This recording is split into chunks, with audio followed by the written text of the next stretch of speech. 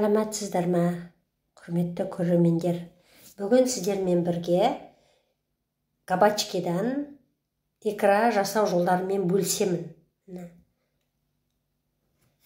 Міне, көріп тұрсыздар, икрам керемет шықты, дәмді, әрі күшті дәмі. Нанмен қосып жеуге де болады, құрғақтай өзін жеуге де болады. Міне қысқаға осылай әзірлеуге болады икраны. Осы мен рецептіме қарап жасаңыздар, достарыңызбен бөлісіңіздер. Бізге керегі 3 килограмм кабачки, 800 грамм морков, 800 грамм пияз. Міне турап алдық, 200 грамм су. Қазанымызға суды құйдық. 3 килограмм кабачки мында. Осылай қазанға 45 минуттай қайнатамыз. Мен сыртта есік алдында на газ плита құрып алдымда, үйісіп кетеді деп, таза ауада керемет икра жасап жатырмын.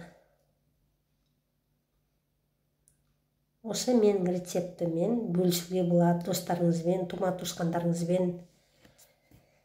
Комментария жазып, ой пікірлеріңізді айтып отырарсыздар. Міне кабачкиіміз пісті 1-45 минут. Енді қоспамызды әзірлейміз. Міне табаға майымызды құйдық, 200 грамм. Жарты биязымызды турап, майдың үстіне салып қуырамыз. Биязымыздың цветі келгенше сарғаю керек. Сосын барып морковымызды саламыз. Морковымызды жақсы пісу керек, 1,5 сағаттай тоже қайнау керек осы майда. Арасына тұз сеуіп тұрамыз, қыздар. Кішкенеден тұз сеуіп тұрамыз. Міне морковымыздың үстіне енді биязымызды салып қуырамыз тағы да. Тағы да тұз салып береміз. Міне осы қоспамыз дәмді шықса, қыздар, икрамыз тәтті, дәмді болады. 250 грамм томатный паста, 2 қасық секер,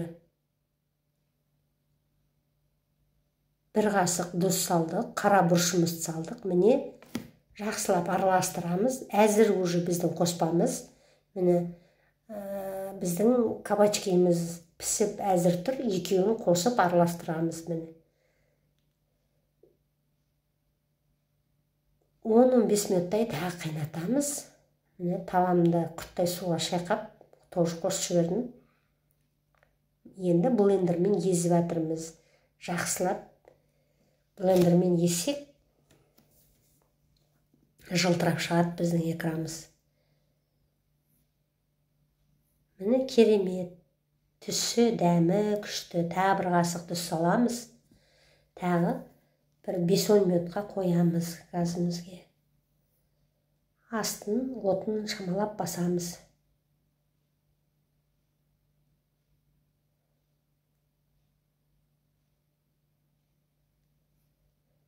Енді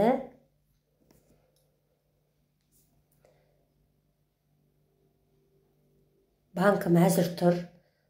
Чайный содамен жуып қойдым банкымды, крышкамды. Мен жыл сайын чайный содаға жуып алам, болды. Міне 3 штук аспирин қосып жатырмын. Икрамыз ашымас үшін. Енді 9% уксус құямыз, қасық жарым. Тағы да 5-10 минут қайнатамыз. Сосын банкымызге салып, уже аузын мұқияттап жауып. Погрев болса, погревке саласыздар. Үйге қоятындар үйге қояды, погрев жоқтар енді. Біреулері мұздатқышқа салып қояды.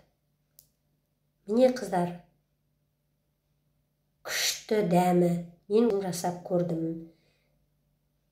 Осы менің рецептіме қарап, достарыңызбен бөлісіп отырыңыздар. Ой пікірлеріңізді айтып, Жақсы.